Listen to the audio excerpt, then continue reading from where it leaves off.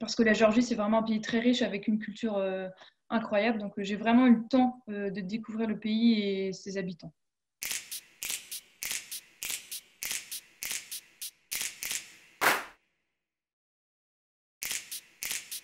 J'ai fait 2 ans de prépa, donc Hippocagne-Icagne, à Quimper et à Saint-Brieuc.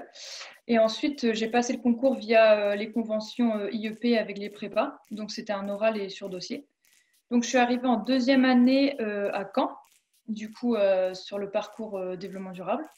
Et ensuite, donc, j'ai fait mes choix pour partir à l'étranger et j'ai choisi en premier choix la Géorgie. J'étais du coup la première élève de Sciences Po Rennes à faire ce partenariat. Donc, j'avais aucun retour sur l'université. Et c'est vrai que ce n'est pas une université traditionnelle, on va dire, avec une grosse culture Erasmus. J'étais en fait la seule étudiante étrangère et j'assistais majoritairement seule aux cours de la fac de sciences politiques.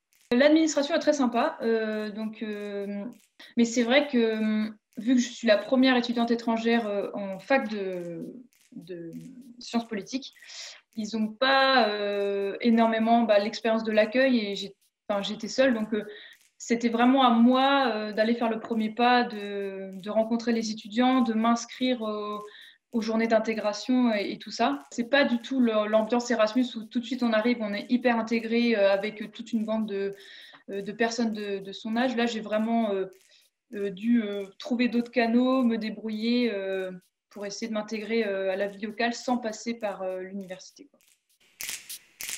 C'est une fac, il faut savoir qu'elle est à 1 heure du centre-ville de Tbilissi. Donc, il faut vraiment être plutôt porté vers une expérience voilà, de la vie locale et vraiment faire des efforts pour s'intégrer via des associations ou d'autres canaux de socialisation que la fac. Parce que moi, vraiment, mes amis où vraiment j'ai vraiment socialisé, c'était plutôt avec mes colocs ou bien, par exemple, j'ai pris des cours de danse, je suis devenue bénévole pour un festival.